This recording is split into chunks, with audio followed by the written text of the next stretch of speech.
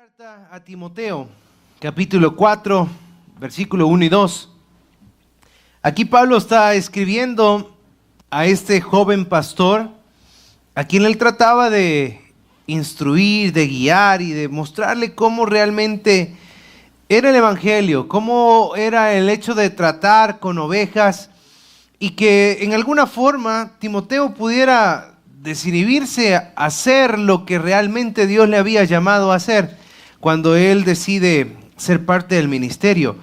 Vea la primera carta a Timoteo, capítulo 4, versículo 1 y 2. Si lo encuentra, pongámonos en pie para que podamos leer juntos esos dos cortos versículos.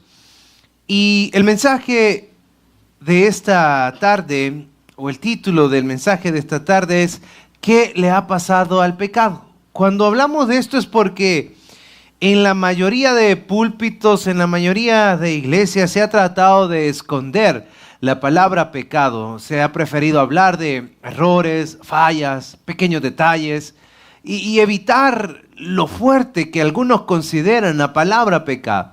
Algunos dicen, no, es que es muy religioso llamar a esos errores pecado, entonces buscan otros nombres. Y junto con esto se ha venido suavizando, diluyendo un poquito lo que la palabra pecado es. Pero la Biblia nos enseña que si yo quiero estar en comunión con Dios, yo debo de empezar por llamar pecado a lo que Dios llama pecado. Así que si en esta hora usted encuentra la primera carta a Timoteo, capítulo 4, versículo 1 y 2, dice de la siguiente manera. Pero el Espíritu dice claramente que en los postreros tiempos algunos apostatarán de la fe, escuchando a espíritus engañadores y doctrinas de demonios, por la hipocresía de mentirosos, que teniendo cauterizada la conciencia, prohibirán casarse y mandarán abstenerse de alimentos que Dios creó para que con acción de gracias participasen de ellos los creyentes y los que han conocido la verdad. Oremos a nuestro Dios en esta hora.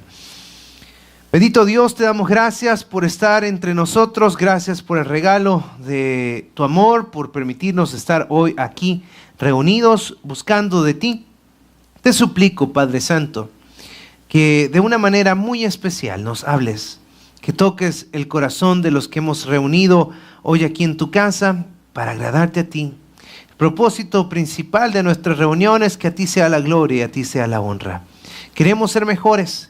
Queremos ser hijos tuyos de los cuales tú te sientas orgulloso. Ten cuidado de nosotros. En Cristo Jesús. Amén y amén. Puede tomar su asiento. Cuando vemos estas cosas, aunque pareciera que no deberían existir estos términos, pero el cristianismo moderno se ha dado a la tarea de normalizar el pecado. Cuando hablo de normalizar el pecado es que en el hecho de que todo el mundo empieza a relativizar todo. Es que mira, es que es relativo. Por ejemplo, cuando se habla del rico y Lázaro en algún momento, hay cantidad de personas que dicen, no, que eso es una parábola, no, que eso es muy extremo. Cuando hablamos de relativizar algunas cosas, hablamos de que la gente ahora quiere decir qué es ser rico y qué es ser pobre. Eso es relativo, le va a decir. Porque si usted se pone ahorita a pensar en eso, ¿qué significa para usted ser rico? ¿Y qué significa para usted ser pobre? Cuando de pronto usted escucha los números de las personas o de los grandes empresarios, sí, tienen un montón de plata, pero también deben otro montón de plata, ¿ve? Y para poder seguir empujando todas las cosas que tienen, ahí están con ese rollo y son compromisos extremadamente altos. Entonces cuando usted pone y hace esa sumita que nos enseñaron allá de los números positivos con los números negativos que tienen, a veces quizás no sean tan ricos como parece. Pero en ese detalle, muchos queremos meter o encajonar hasta el cristianismo mismo. Y se va minimizando la dureza de la palabra pecado y de los efectos de la palabra pecado. Cuando nosotros hablamos de esto, ya no está en el índice de temas importantes en la predicación de un púlpito. Eso viene a formar parte de las cosas secundarias porque hay temas que son más convenientes. Dígame usted si no estamos en lo cierto. Es más conveniente hablar de prosperidad, ¿sí o no? Si hacemos una campaña que la titulamos de la prosperidad, y esta campaña vamos a traer a fulanito de tal que viene desde no sé dónde y nos va a hablar de cómo ser prósperos. 5 pasos para la prosperidad, 3 pasos para dejar la pobreza, 4 pasos para... Y usted ve que son títulos que van a siempre sí. Y la prosperidad resulta para algunas personas algo atractivo. Para otros quizás sea más atractivo la declaración positiva. Mire, vamos a aprender ahora que todo lo que usted declare, eso sucederá. Yo declaro para mi vida salud. Yo decreto para mi vida lo otro. Yo declaro para la... Y empieza todo el mundo a declarar y declarar y declarar. Y esta declaración positiva de pronto se vuelve algo relevante para muchas personas. Y usted puede notar, si usted tiene amigos de otras congregaciones que acostumbran ese tipo de cosas, que hasta usted en algún momento le ha despertado cierta inquietud, de que yo veo que aquel o aquella cuando ora empieza que yo declaro, yo decreto, yo borro, yo esto, yo aquello, y lo dicen con mucha seguridad. Pero esos términos, a la luz de lo que la Escritura nos enseña, no son bíblicos. No son cosas de las cuales Dios se sienta en algún momento obligado a responder. Como en muchas ocasiones yo veo cuando está el predicador, vea, y yo declaro que esto, yo declaro que lo otro. Y yo me imagino la conversación de los ángeles y que van a decir: Señor, ¿a qué hora nos vas a mandar antes que le explote la vena al predicador? Porque sigue declarando y declarando y declarando y no pasa nada. Y Dios sentado en su trono. Y ante estas cosas de pronto se vuelve para otra gente más atractivo el hablar de la autoestima. Y por eso yo tengo ciertos conflictos cuando hablamos de predicaciones que tienen que ser de mujeres a mujeres, porque son pocas las personas que yo he logrado identificar que predican Biblia. Porque en muchas ocasiones, para llamar la atención de la mujer, para que se congregue en este tipo de cosas, lo que hacen es poner temas, a tirarlos a pleitos, a ridiculizar al hombre y a engrandecer a la mujer, o viceversa. En el caso de que si es para hombres, a ridiculizar a la mujer y a ensalzar al hombre, para que se sientan como en ese equipo. Pero eso se vuelve hasta cierto punto como una forma de mercadear, de hacer marketing con el tema del evangelio. Otras personas creen que es más importante meternos en un salón y empezar a todos decir: tú puedes hacerlo. Cuando la verdad del evangelio es que se trata de que entendamos que nosotros no podemos, pero que todo lo podemos en Cristo que nos fortalece. Que entendamos que yo no puedo, el que puede se llama Jesús. De eso se trata el evangelio. No se trata de ninguna otra cosa, sino que siempre es que rindamos nuestra vida a Dios, que nos demos cuenta que Él puede hacer de nosotros algo mejor de lo que nosotros hasta el día de hoy hemos podido crear. Ahora, ¿por qué digo todas estas cosas? Porque poco o nada se habla de santidad o de vivir apartado del pecado, porque la palabra pecado para muchos la consideran ofensiva, ¿sí? Usted tiene una persona al lado en este momento. La mayoría tenemos una persona al lado. Mírala a los ojos fijamente, ¿sí? Y dígale pecador o pecadora, depende de lo que sea. Feo, vea. Y sintió así como que golpeadito que le diga eso. ¿Cómo me va a decir así? ¿Y qué tal si nos saludáramos en vez de hola hermano, hola pecador, ¿verdad? ¿Cómo sonara? Hola pecadora. Vaya, veo a decir abusivo. ¿Y por qué suena como altisonante la palabra? ¿Pero es verdad o no es verdad? Entonces, ¿por qué suena como pesado? Porque a eso lo hemos querido orillar durante este tiempo. El hecho de pensar que esa es una palabra fuerte, que por eso busquemos otra. Mire, sí, ahí voy, pero usted tiene una fallita, vea unos errorcitos, se llaman pecados.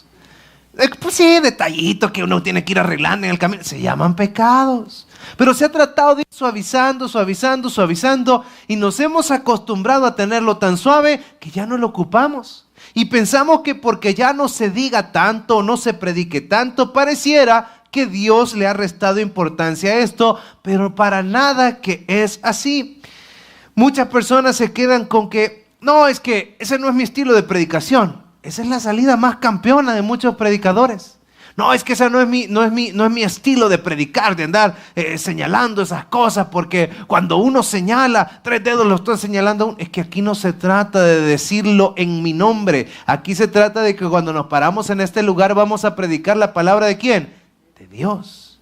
Y Dios siempre ha condenado el pecado, ¿sí o no? Desde Adán. Siempre lo ha condenado. Entonces aquí no es que yo se lo esté diciendo a usted, es que Dios se lo está diciendo a cada uno de nosotros. Entonces, cuando vemos esto, nos damos cuenta que se quiere caer en esa cobardía perdiendo de vista algo. Todos podemos tener un estilo propio de predicación, pero el hecho de que yo tenga mi propio estilo de predicación no quiere decir que voy a trasladar un mensaje incompleto. El mensaje tiene que ser el mismo siempre, que es la palabra de Dios. Entonces yo no le puedo añadir ni le puedo quitar. Mi estilo de predicación, el que cualquiera de nosotros pueda tener, no debe afectar el contenido del mensaje que predicamos. ¿Por qué? No somos autores, somos simples mensajeros de la palabra de Dios. No somos autores de la palabra. El autor puede modificar a como se le dé la gana, pero los mensajeros no. Los mensajeros solo trasladamos de un lugar a otro las palabras que alguien profirió. Y esas palabras las dio nuestro Dios, y nuestro mandato, nuestra ordenanza es a que llevemos ese mensaje íntegro. No sé si usted en algún momento, antes en las casas se acostumbraba que junto al teléfono fijo había una libretita para recados. ¿Alguien tuvo de esas, verdad? Una libretita para recados. Pero siempre había uno que daba mal los recados, vea. Y daba todos enredados los recados. Y la verdad que por gusto era que anotara, porque al revés. Y llegaba el papá al día siguiente al colegio. ¿Qué anda haciendo aquí, señor? Me dijeron que viniera. No, que ya no viniera, le mandamos a decir, fíjate. Pero allá lo tenía porque daban al revés los mensajes. Y esas cosas pasan cuando en la palabra nosotros queremos meterle nuestras propias cosas, cuando la palabra de Dios ya fue revelada, ya fue escrita, ya fue dada. A través de el congregarnos lo que hacemos es trasladarlo y compartirlo juntos, ese mensaje de Dios. Un actor de cine, de lo que sea, de teatro, no puede cambiar el guión. No puede cambiar el guión. La gente que interpreta música clásica no debería cambiar las notas. Algunos lo hacen y el resultado es fatal, ¿vea? Y los que conocen de música sienten que les sangran los oídos, ¿vea? Porque mira lo que hicieron, ¿vea? Si esa es una canción clásica, si esa música no tendría que alterarse jamás, y mira cómo la han sacado. Estas cosas lamentablemente pasan en el Evangelio. A pesar que no podemos, que no deberíamos quitarle nada ni agregarle nada a la palabra de Dios, hay mucha gente que tergiversa eso. Y cuando la iglesia estaba recién fundada en Hechos de los Apóstoles, nos damos cuenta que Pablo se aseguró de no cometer ese error que ahora se comparte con tanta naturalidad. Y quiero vayamos a Hechos 20, versículos 26 y 27. Hechos capítulo 20, si lo encuentran me da un buen amén. Hechos 20, 26 y 27. Si lo tiene, deme un buen amén. Leamos juntos esos dos versículos que dicen de la siguiente manera. Por tanto, yo os protesto en el día de hoy que estoy limpio de la sangre de todos, porque no he rehuido anunciaros todo el consejo de Dios. Pablo pone un gran interés en no dejar en el tintero con el cual estaba escribiendo absolutamente nada. Pablo quería que, por incómodo que pareciera, escribir lo que Dios le estaba dictando en ese momento al corazón. Entonces, para esto nos damos cuenta que en la actualidad cada vez hay más cristianos que desean escuchar una predicación suave, una predicación motivadora, una predicación con humor, una predicación con dinamismo, pero que no confronte su naturaleza pecaminosa, que no se meta conmigo, que no, mejor así dejémoslo, solamente quiero entretenerme, la casa de Dios es para irme a alegrar, la casa de Dios es para esto, tratando de poner elementos que la Biblia no ha establecido de eso. Este lugar que Dios nos ha permitido tener para reunirnos es para que usted y yo crezcamos. ¿Cree que puede tener claro eso todos los días? Es para que yo crezca. La casa de Dios es para que yo crezca. La casa de Dios es para que yo lleve mi vida a otro nivel. La casa de Dios es para que cada día que pase seamos más agradables a ese Dios todopoderoso. La casa de Dios, la predicación de la palabra de Dios, ya vamos a ver los usos de la misma, sirve para que cada uno de los días que van transcurriendo yo me vaya despojando de esa naturaleza pecaminosa que corroe mi vida, que corrompe mi vida. Veamos algunos ejemplos de la manera en que Dios predica su palabra, si lo podemos llamar de esta forma. Veamos el libro de Éxodo, allá al inicio de la Biblia, 20:16, Éxodo 20:16. Si lo encuentra, deme un buen amén. Éxodo capítulo 20, versículo 16. Si tiene una Biblia, compártala con el que tiene cerca. Si el que tiene a su lado se está durmiendo, dele un codazo, ¿verdad? Pero necesitamos leer juntos esto. 20:16. ¿Lo tiene? Vea lo que Dios dice con claridad. No hablarás contra tu prójimo falso testimonio. Déjelo ahí. Avance un poquito a Proverbios 12:22. Quiero mostrarle en la palabra las cosas que Dios había establecido con total claridad y que el suavizar las cosas nos hace caer en tremendos errores. 12:22 de Proverbios. ¿Lo tiene? Leamos juntos ese versículo que dice de la siguiente manera.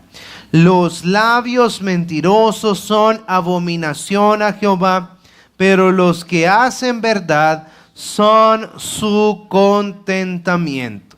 A pesar de ver estas cosas, parece en muchas ocasiones que donde la Biblia dice abominación a Dios, ciertos cristianos dicen, no hombre, no es para tanto. No es para tanto, están exagerando. Vuelva a leer el versículo 22. Los labios mentirosos son abominación a Jehová, pero los que hacen verdad son su contentamiento. ¿Quién ha dicho una mentira alguna vez? Solo yo. Vaya. Eso es abominación a Dios. No, hombre, no es para tanto, si es una mentirita blanca. No hay mentiras negras, hay mentiras blancas, mentira es mentira. Y esta parte de la cual nosotros nos metemos en líos. Si usted no vino por la mañana, le repito brevemente la ilustración. Y le recuerdo que la gravedad de la falta tiene que ver con quién o contra quién la cometamos. Hablábamos claramente quienes vinieron en la mañana, perdón ahí que lo moleste. Vaya, para los demás es nuevo. Mira el de la par entonces, mira el de la par. ¿Qué cree que le haría si en este momento usted le mete una cachetada al de la par? Pruebe, no mentira, pero ¿qué pasaría si usted de la nada, estamos tranquilos y usted le pega una cachetada al que está a la par? Lo más seguro es que se la devuelva, ¿verdad? Y va a empezar ahí, él estira y encoge y la revuelta y de repente probablemente alguien se mete y no, hombre, cálmense y ahí se acabó todo.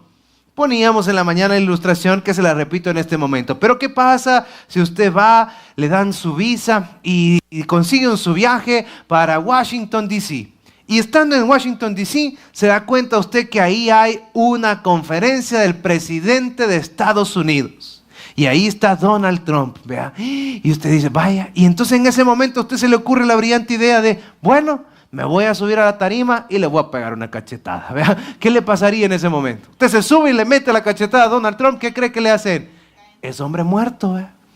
Usted solamente vería el montón de puntos rojos, ¿vea?, en su frente y ¡pah! Antes de que le vieron la intención de que le iba a hacer algo al presidente de un país de primer mundo, de uno de los países más poderosos del mundo, usted es hombre muerto. Pero, ¿y no fue la misma cachetada, pues? ¿Cuál es la diferencia? Que nosotros somos gatos, ¿verdad? Y que el hombre tiene poder, pues. Que el hombre tiene poder humanamente hablando. La diferencia es a quién le dio la cachetada. Ahora nos va a parecer ya no una exageración cuando nos demos cuenta que Dios dice aquí en su palabra que los labios mentirosos son para él abominación y que la paga del pecado es muerte. ¿Por qué? Contra quien estamos pecando es contra un ser que es perfecto, que es 3 veces santo.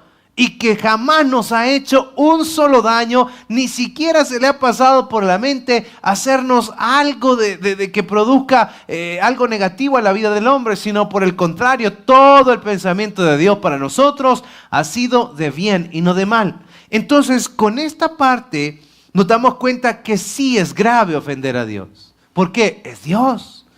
¿No es Dios mucho más que cualquier presidente del mundo?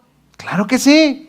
¿No es Dios más importante que cualquier rey de este mundo? Sí, Él es el Rey de Reyes y Señor de Señores. Entonces, si yo le ofendo a Él, la calidad del castigo es conforme a eso, a quien yo estoy ofendiendo.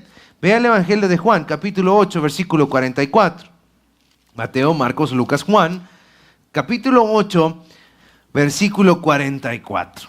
Si lo tiene, me da otro buen amén. Vea lo que dice ahí la palabra de Dios.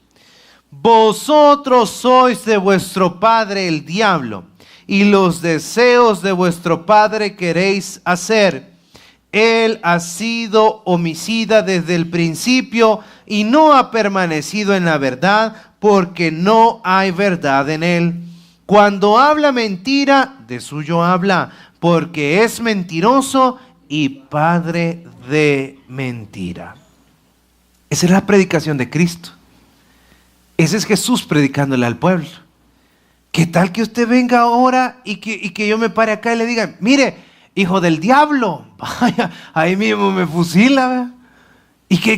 Pero Jesús le dijo, vosotros sois de vuestro padre el diablo. ¿Qué les estaba diciendo? ¿Hijos del diablo? Lo que el diablo quiere, eso quieren hacer ustedes. Entonces nos damos cuenta que esta es la predicación de Jesús, que esto es lo que Jesús esperaba que se mantuviese haciendo en los lugares donde nos reunimos a crecer para agradarle a Él. Pero el hombre, con el énfasis de suavizar el mensaje, de diluir el mensaje, se ha convertido en un adúltero de la palabra de Dios. ¿Ya ha escuchado usted esa palabra adulterio? ¿Ya ha practicado ese deporte? No, mentira. En ese sentido nos damos cuenta que adulterar es agregar algo que no es parte de la esencia, ¿sí? Por ejemplo, cuando hablan de leche adulterada, quiere decir que a la leche le han agregado agua o cualquier otra cosa para que se haga más, pero esa ya no es leche pura, ya no es algo puro, ha sido adulterada. ¿A quiénes aquí les gusta la miel de abeja? ¿Alguien? ¿Sí? Vaya, le vamos a regalar después, ¿cómo no? Pero de repente nosotros hemos comprado miel de abeja con una gran ilusión y la ha guardado ahí en esa alacena. Y 2 días más tarde, la mitad es azúcar, vea. Y usted va viendo que me bajaron, vea. Y usted dice, ¿qué pasó aquí? No era real. ¿Por qué? La adulteraron. Había un poquito de miel verdadera y el resto era pura azúcar ahí con agua para que se hiciera un poquito más. Entonces, eso ha pasado con la palabra de Dios. Muchos han venido a agregarle cosas como interpretaciones muy personales, han venido a agregarle cosas y han diluido la palabra de Dios. Han suavizado el mensaje de la palabra de Dios. Y eso no es agradable al Padre Celestial. Vea el último libro de la Biblia en Apocalipsis capítulo 21, versículo 8. Hay otra enseñanza respecto a esto que estamos tratando y dice de la siguiente manera, 21:8. ¿Qué hacemos con este tipo de mensajes? ¿Qué hacemos con este tipo de predicaciones? Vea lo que dice el versículo 8. Pero los cobardes e incrédulos, los abominables y homicidas, los fornicarios y hechiceros, los idólatras y todos los mentirosos tendrán su parte en el lago que arde con fuego y azufre, que es la muerte segunda. ¿Y esos mensajes qué los hacemos? ¿A dónde metemos todas esas cosas en ese evangelio light, en ese evangelio suavizado que en muchos lugares se quiere compartir? Es triste esa parte y me pregunto todavía con más énfasis, ¿qué hacemos con versículos como el que encontramos en la primera carta a los Corintios, capítulo 6, versículos 9 y 10? Si usted tiene una Biblia, acompáñeme y léalo con sus propios ojos para que pueda ver que está ahí. Es la palabra escrita de Dios. ¿Qué hacemos con estos versículos? ¿Lo tiene? Leamos juntos esos dos versículos. ¿No sabéis que los injustos no heredarán el reino de Dios? No erréis, ni los fornicarios, ni los idólatras, ni los adúlteros, ni los afeminados, ni los que se echan con varones, ni los ladrones, ni los avaros, ni los borrachos, ni los maldicientes, ni los estafadores heredarán el reino de Dios. ¿Qué hacemos con ese mensaje? No, hombre, si usted siga viniendo, dele. Usted puede ser el mismo. Una vez haga la oración, usted ya ganó el cielo. No, hombre, dele, usted venga. No, yo estoy de acuerdo que siga viniendo. Yo estoy de acuerdo que su pecado no le detenga ni le frene para asistir. Pero todos los días debe retar su vida a un cambio. Todos los días yo debo retarme a ser mejor. Yo estoy de acuerdo que todas estas personas que la Biblia enlista acá pueden ser transformados por el poder de Dios. Pero déjese transformar. Déjese transformar por el poder de Dios. Porque si yo mantengo esta condición sin importarme lo que la palabra de Dios está diciendo, entonces la consecuencia es no heredar el reino de Dios. ¿Y quiénes quisiéramos ir al reino de Dios? Amén. Si usted quiere ir al reino de Dios y está actualmente en alguna de estas categorías, haga todo lo posible por salirse de ahí. Haga todo lo que en sus fuerzas esté para abandonar esa condición. Y le vuelvo a recordar la lista. Fornicarios, ni los idólatras, ni los adúlteros, ni los afeminados, ni los que se echan con varones, ni los ladrones, ni los avaros, ni los borrachos, ni los maldicientes, ni los estafadores heredarán el reino de Dios. Si usted está en cualquiera de esas categorías, haga todo lo que pueda por salir este día de ese lugar. Trabaje todos los días fuertemente para salirse de ahí, porque si Dios lo dice, Él lo hará.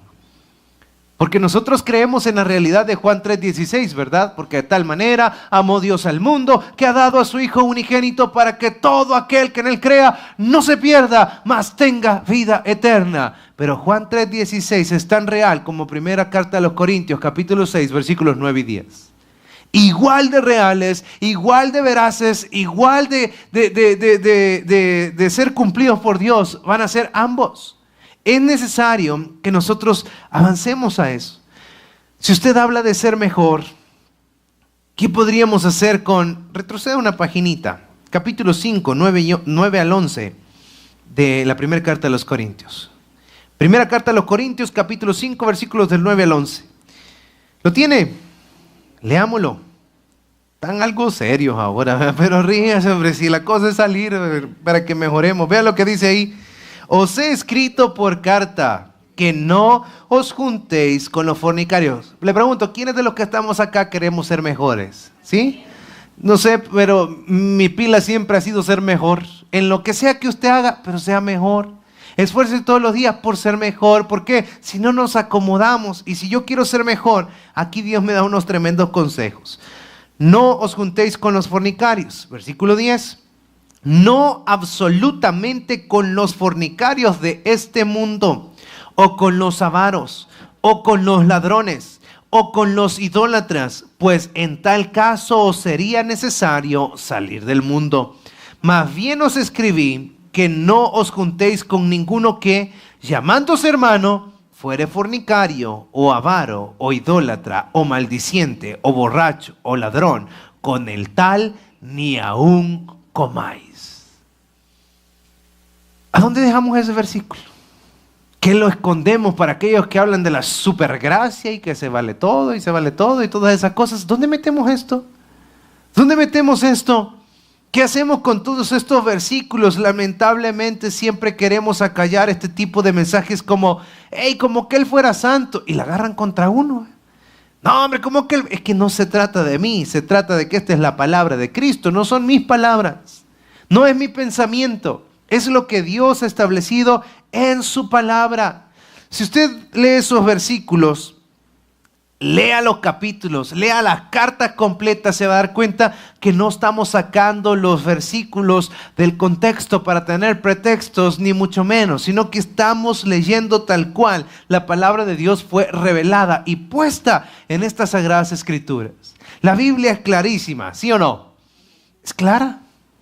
Si yo quiero ser mejor, claramente dice la Biblia que no me debo juntar con ellos. Pero yo insisto en andar con esas personas que no son de bendición para mi vida.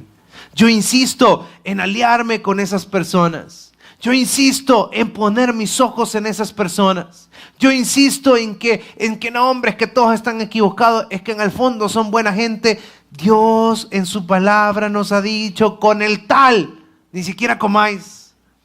No se siente a la mesa con esas personas. Es necesario que nosotros le prestemos atención a ella. La Biblia es clarísima. Y la única manera de comprender a los que minimizan el efecto de este mensaje son tres opciones. Una, o no saben leer. Dos, o no saben comprender lo que leen. O tres, o no quieren ni leer ni comprender lo que la palabra de Dios dice. Porque más claro, agua, ¿verdad? No hay dónde perderse. No hay nada que interpretar, no hay nada que decir, no hay nada que alegorizar, no hay nada que... No, hombre, que quizás aquí trató de decir otra cosa. No hay tal cosa. A muchos les resulta demasiado duro renunciar a aquellas cosas que les gustan y tratan por eso de hacer lo que encaje con el Evangelio. Y tratan de que peguen esas cosas que le apasionan con el Evangelio. Y ese es el problema. Porque aquí nos señala mucha o buena parte de las amistades evangélicas o de las amistades cristianas, porque si usted le presta atención, por ahí en el escrito dice, en el versículo 11, más bien os escribí que no os juntéis con ninguno que llamándose hermano fuere fornicario, y empieza la lista.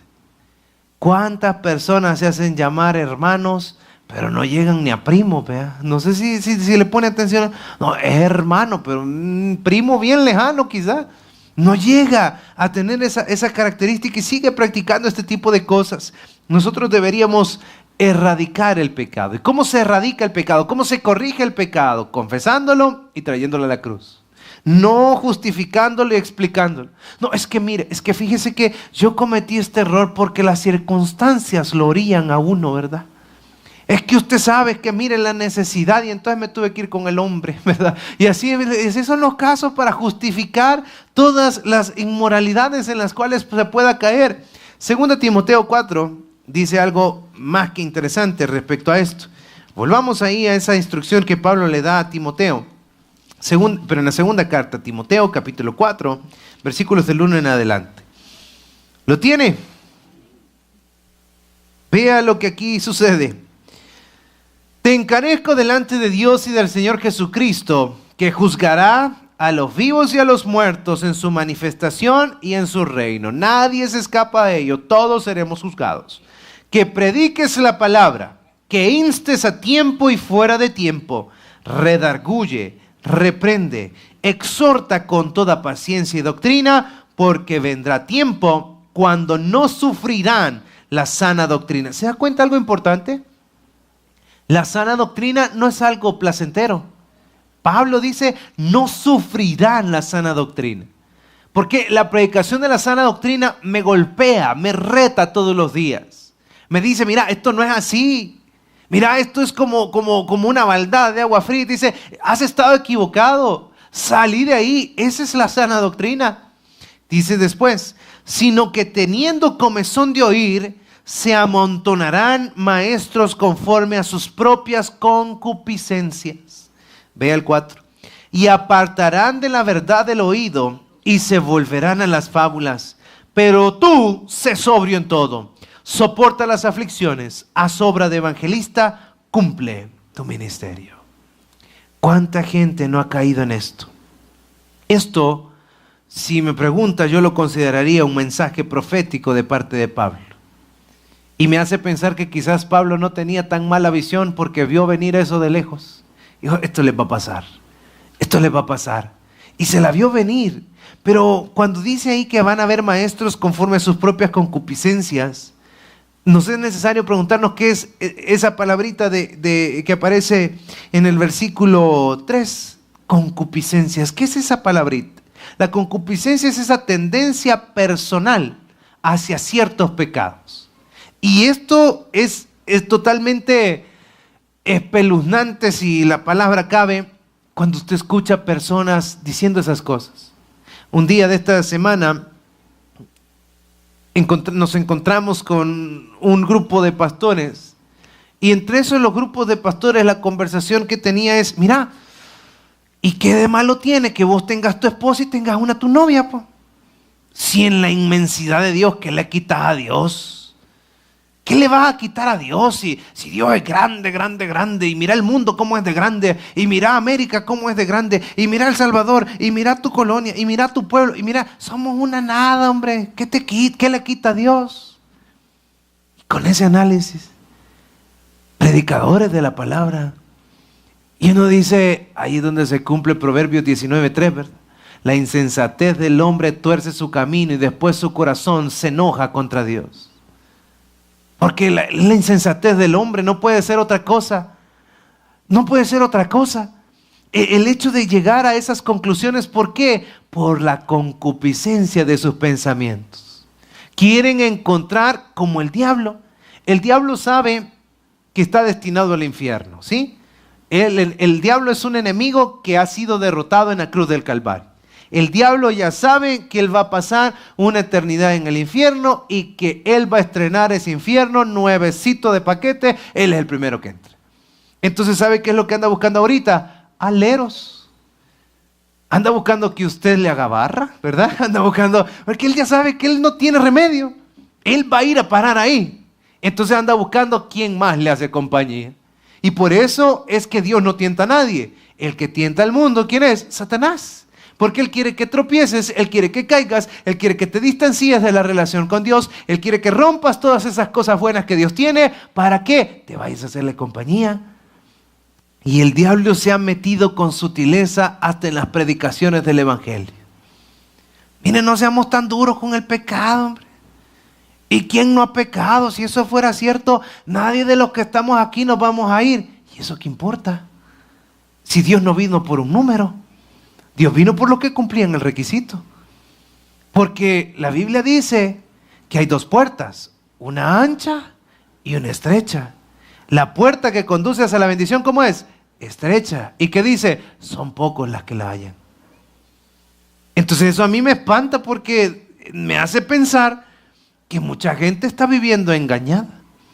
Que todas estas cosas es que hemos querido minimizar esto con tal de que la gente siga viniendo a la iglesia. No, a mí me da gusto ver la casa de Dios llena, a mí me alegra mucho. Solo los que trabajamos en ahora sabemos cuánto gozo da, y cuando volvemos nuestra mirada a 6 años atrás, donde orábamos por las sillas vacías, y orábamos por las sillas vacías, y que ahora ya no haya ni una silla vacía, da gozo.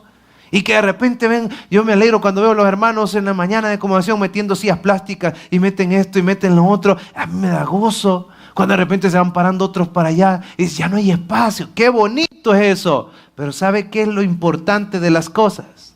Que cuando usted se pone acá, el deseo de mi corazón es que esté en contacto con la palabra de Dios. Que usted no sea una persona engañada, sino que yo quisiera poder pronunciar lo mismo que Pablo pronunció allá en Hechos 20, y que le dijo: miren, yo no me he callado ninguno de los mensajes que Dios quiere trasladarles a cada uno de ustedes. Y entonces, pregunto de nuevo, ¿qué es lo que le ha pasado al pecado? Pablo decía que se harían maestros para enseñar a otros conforme a sus propias concupiscencias, con su propia tendencia natural hacia el pecado. Y en lugar de someterse a la sana doctrina, la gente se hace experta en defender su tendencia al pecado. Y empiezan a justificarla con Biblia en mano. Por ejemplo, hoy que todavía se puede hablar con libertad acerca de los homosexuales y todo esto, nos damos cuenta que ahí dice que ni los afeminados, ni los que se echan con varones entrarán al reino de los cielos. Pero andan un montón que practican ese deporte, ¿Qué quieren decir? No, hombre, si ese es otro pecado como cualquiera. No, hombre, si eso es cualquier cosa. Y se les olvida que una de las razones principales por las cuales el diluvio universal se llevó a cabo era por la depravación sexual.